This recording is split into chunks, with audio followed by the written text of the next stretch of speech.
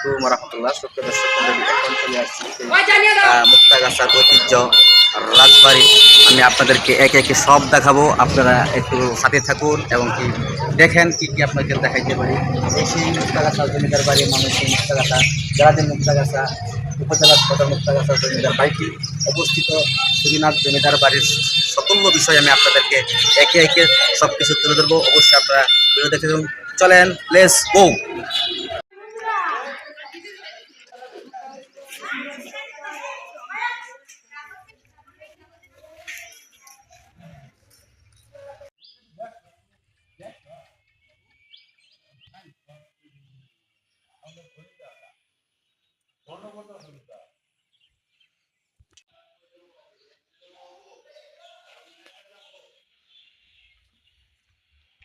আজকে এমন একটি জায়গায় আপনাদেরকে নিয়ে হাজির হয়ে গেলাম।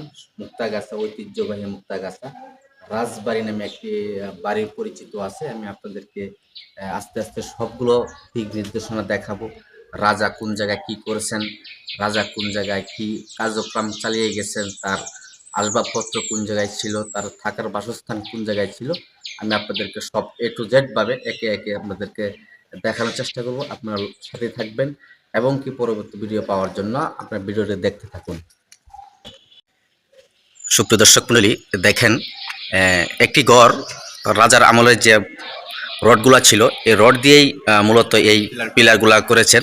আপনারা দেখেন আজ থেকে মনে হয় 50-60 বছরের উপরে হবে, আরও বেশি হবে। রডগুলো কিন্তু এখনও অক্ষত অবস্থা রয়েছে। এটাকে যদি মেরামত করে সিস্টেম করে রাখা যাইতো, হয়তো আরও দীর্ঘদিন পরবর্তী প্রজন্ম যারা আসতেন তারাও এটা দেখতে পারতেন, এটা উপভোগ করতে পারতেন। সুপ্রিয় দর্শক মণ্ডলী, এখানে দেখেন কিন্তু দোতলা সিস্টেম।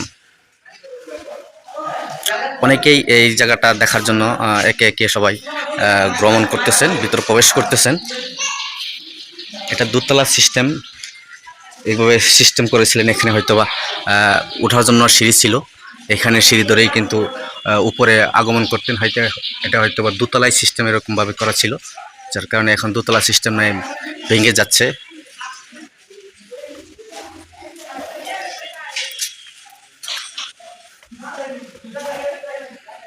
এই যে একটি গড়, এই গড়গুলোও কিন্তু দেখেন নাজেহাল অবস্থায় রয়েছে এবং কি রডগুলো অক্ষত অবস্থায় রয়েছে। এটা টিনগুলো আগের যে জামানার টিনগুলো ছিল, টিনগুলো এইভাবে রয়েছে ইতিহাস দেখার জন্য। তারপরে আমি আপনাদেরকে একটু দেখাই। ভিডিওটি অবশ্যই লং হবে, এরপরও আমি আপনাদেরকে সবগুলো A to Z ভাবে দেখানোর চিন্তা ভাবনা করতেছি। সেই ব্রিটিশ আমলের রাজবাড়ির মুক্তাগাছা, যে রাজা এই মুক্তাগাছাকে তার আওতায় রাখতেন, তার শাসনামল মুক্তাগাছায় ছিল সে রাজবাড়ি। সে রাজা মহোদয়ের সে বাড়িটি আজকে যেহেতু রাজা নয়, রাজা প্রজন্মরাও এখানে আস্তে আস্তে অনেকে বিদায় নিয়েছেন, যার কারণে এই প্রতিষ্ঠানটি এরকমভাবে অবহেলিতভাবে রয়েছে। তবে ইতিহাস স্বরূপ এই বিল্ডিংগুলা আমি আপনাদেরকে দেখানোর চেষ্টা করতেছি। অনেক দর্শনার্থী এখানে আছেন। এই দেখেন সেই রাজার আমলের লিচু গাছ এখনো অক্ষত অবস্থায়, অনেকগুলা লিচু আছে গাছে।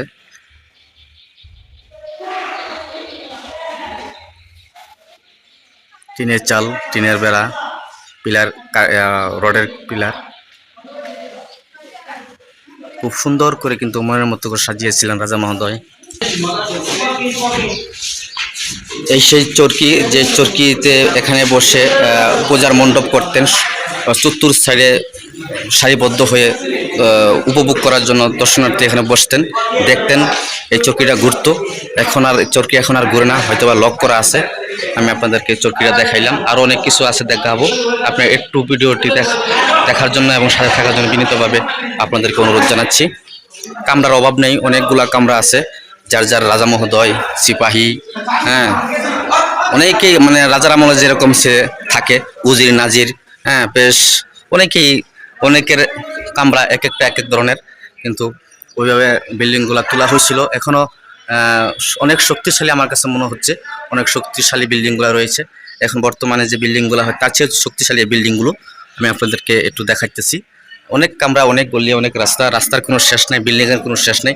রাজা এমন কাজ করে নাই যে এটা এখানে পাওয়া যাবে না, সবগুলোই পাওয়া যাবে। আমি আপনাদেরকে A to Z ভাবে একে একে করে কামরাগুলো দেখানোর চেষ্টা করতেছি।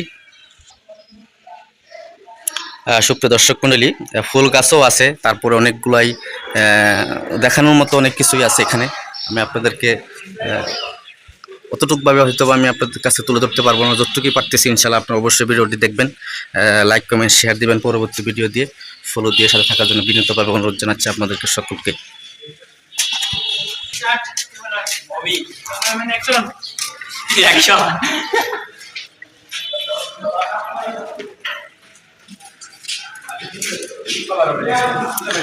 সুপ্রিয় দর্শক মণ্ডলী, এটা এমন একটি জায়গা, এমন একটি কামরা, এমন একটি ঘর।